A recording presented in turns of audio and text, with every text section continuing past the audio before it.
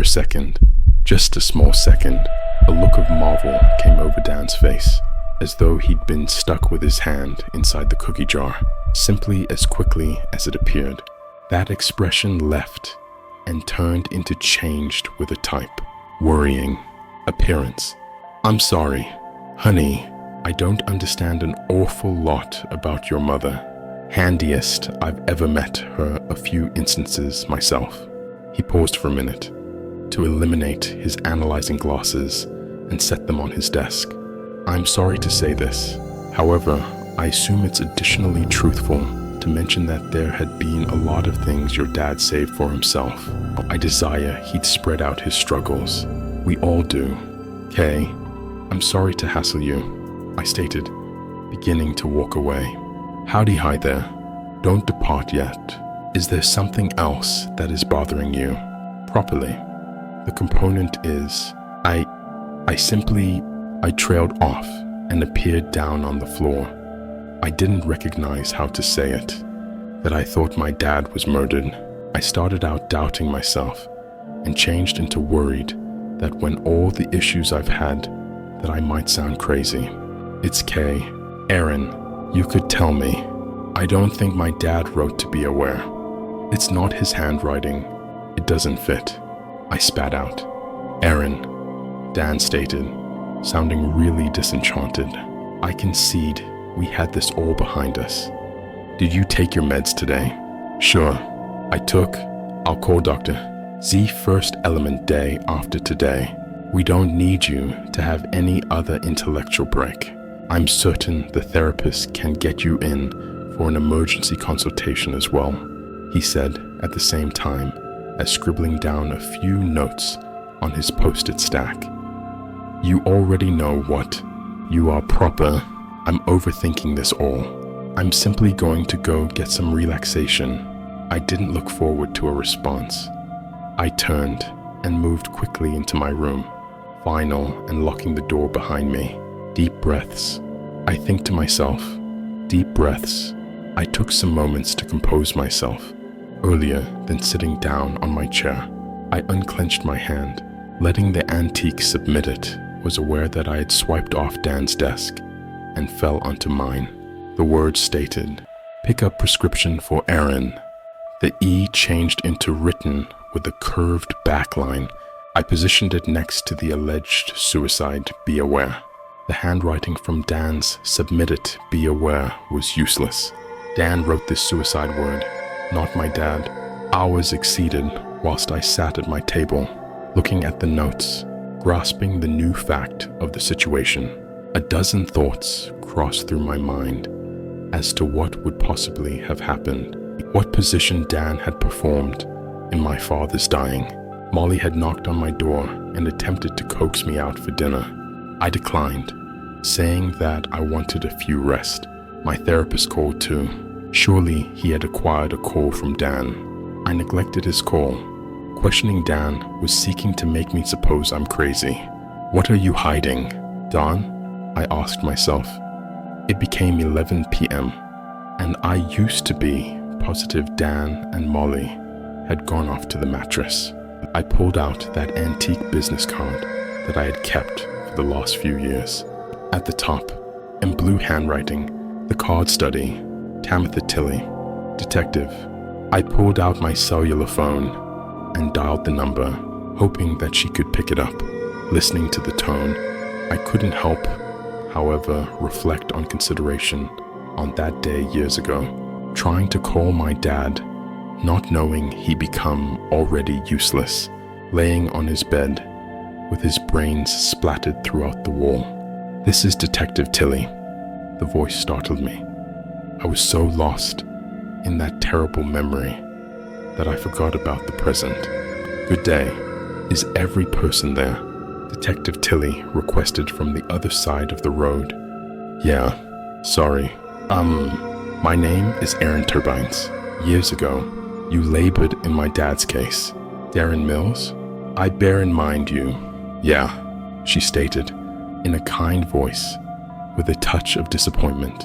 A few instances are hard to neglect. "How are you?" she asked. Properly, I'm a bit freaked out. I stated, feeling comforted by the openness of Detective Tilly's warm temperature.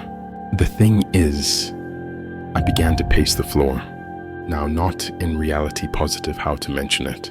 Cross ahead. Aaron, what can I do for you? Detective Tilly advocated. I comprehend it's been years, and I recognize this in all likelihood sounds crazy, but I've just read my father's suicide notice, and it's now not his handwriting. He didn't write it. There has been a pause of silence from the other side of the road. Are you sure? Detective Tilly requested. Yes, and I've compared it to my uncle's handwriting, and it seems exactly like his. Understand how this sounds, but I trust you, Detective Tilly stated before I should finish. Look, in case you're proper approximately this, we want to get ahead of the state of affairs now. Where are you? I will come pick you up, deliver the Observer and your uncle's handwriting pattern, and we'll look at this collectively.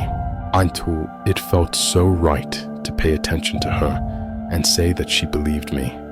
It had been seen later, considering that someone certainly believed in me in place of treating me like a few kinds of headcase. Okay, I stay at redacted XXX Street, I told her, already grabbing some garments from my closet with my free hand, but I'll probably must sneak out. This is my Uncle Dan's house, and when I started something to him, approximately the note, he were given certainly weird. Oh shit. Aaron, you need to get out of there. I'm already on my way. Keep me on the line. Get out of that house. Walk down the street. Then start talking to me, and I'll pick you up. Okay, I said. I'll talk to you in a few. Before slipping the phone into my pocket. With Detective Tilly still on the line, I quietly slipped my Vans on and grabbed a backpack with my computer, phone charger, and a set of spare clothes along with a folder containing the suicide note, writing samples from my dad, and the post-it note from Dan before quietly opening the door and stepping out. Going somewhere? I jumped a mile at the sound of Dan's voice and almost fell over while my heart punched my chest from the inside. Don, hey, I said, trying and failing to hide the obvious fact that I was caught red-handed by the man that may have murdered my dad. I was just going for a walk. With your backpack? Dan said immediately. Taking a step forward, I took a step backward at the same time.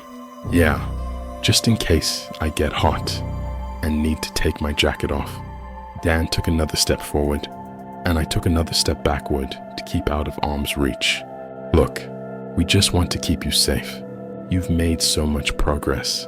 We don't need another regression. Why don't you hand over the note so we can get past this? His suggestion sounded more like a demand, and it occurred to me that he had probably been listening to my conversation with Tilly. He took another step forward, and I took another step backward.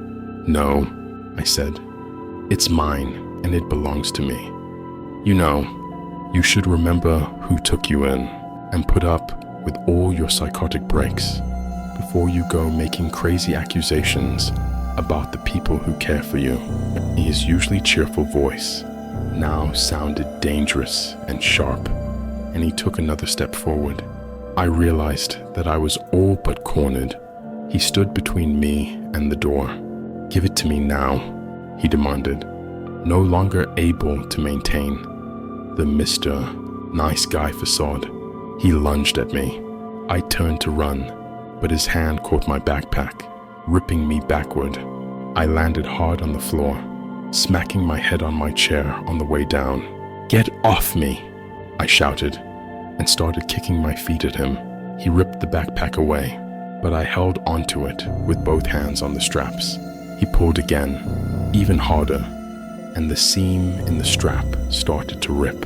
I remembered what my dad had taught me. If I were ever to be attacked by an evil man, to kick him in the groin, I summoned all of my electricity and kicked as hard as I likely should.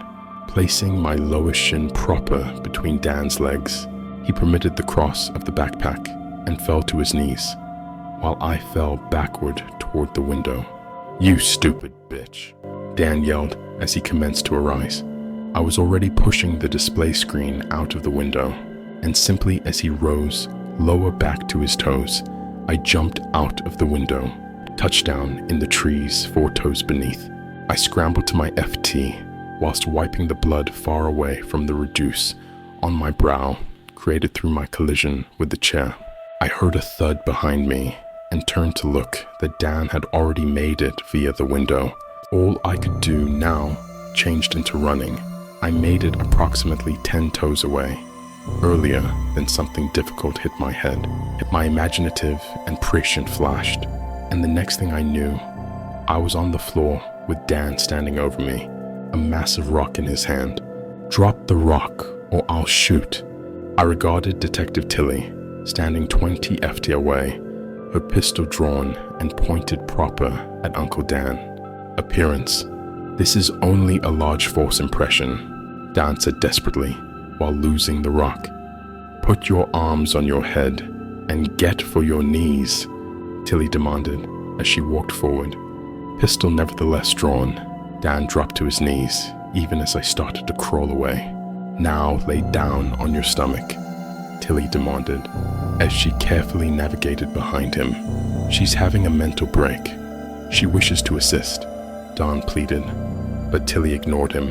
Instead, she grabbed his head and slammed him into the floor, face first, and proceeded to put him in handcuffs, even as multiple other police cars arrived.